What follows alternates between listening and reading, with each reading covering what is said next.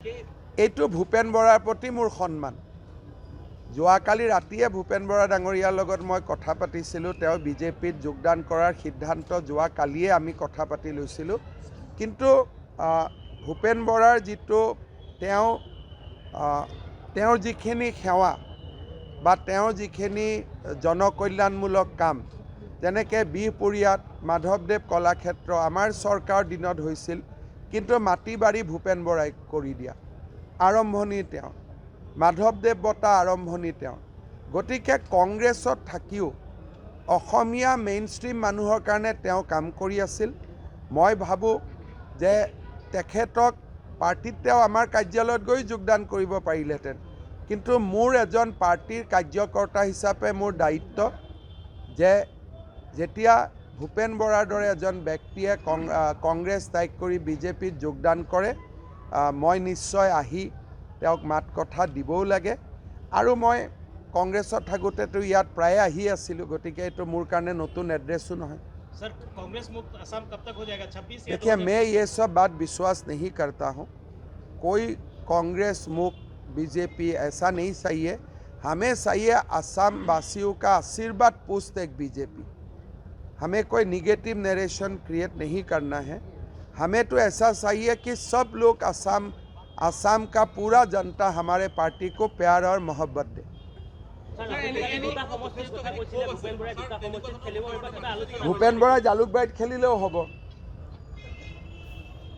ভূপেন বৰাৰ কাৰণে চব জিকোৱা হাৰোৱা ৰাইজে কৰিব, কিন্তু ভূপেন বৰাই ইলেকশ্যন খেলিবৰ কাৰণে বিজেপিৰ দৃষ্টিভংগীৰ পৰা ভাল চিটৰ এটা অভাৱ নাই।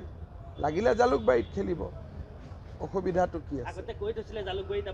খেলিব পাৰে, কোনো কথা নাই। আমাৰ পাৰ্টিয়ে ডিচাইড কৰে কোন ক'ত খেলিব। ময়োতো ক'ব নোৱাৰোঁ মই ক'ত খেলিম, ভূপেন বৰাইও ক'ব নোৱাৰে কোনে ক'ত খেলিব। কিন্তু ভূপেন বৰা ডাঙৰীয়াই এটা বিজেপিৰ দৃষ্টিভংগীৰ পৰা ভাল চিটত তেখেতে নিৰ্বাচনত প্ৰতিদ্বন্দ্বিতা কৰক, তাক আমি বিচাৰোঁ। আৰু তেওঁৰ লগত চিটৰ কথা মই আলোচনা কৰাও নাই, কাৰণ কোনো ভূপেন বৰাৰ পৰ্যায়ত বাৰ্গেনিং কৰি মানুহে জইন নকৰে। যেতিয়া কিবা এটা বস্তুৰ প্ৰতি একদম ভাগি পৰে মন, তেতিয়াহে দলত যোগদান কৰে। তেওঁ কংগ্ৰেছৰ পৰা বিজেপিত যোগদান MLA হোৱাৰ কাৰণেতো কৰা নাই। কালি গোটেইকেইজন কংগ্ৰেছৰ লিডাৰ ইয়াতে আহিছিল।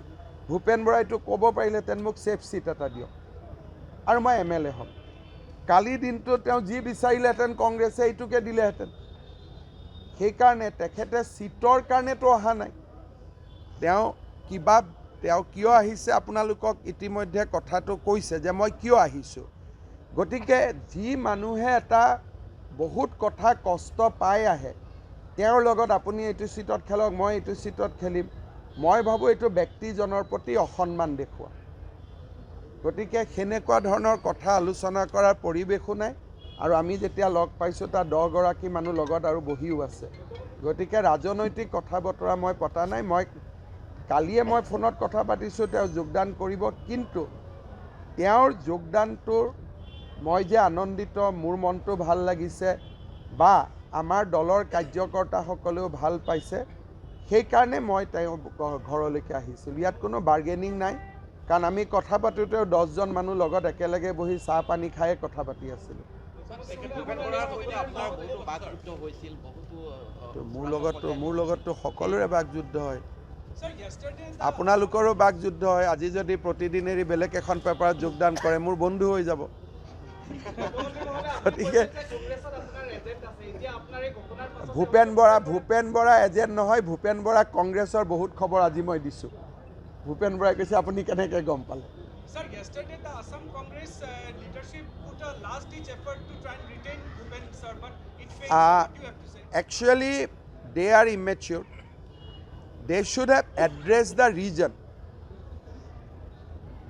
They feel that they will come to somebody's house, Rahul will speak, people will change decision. Life is not like that.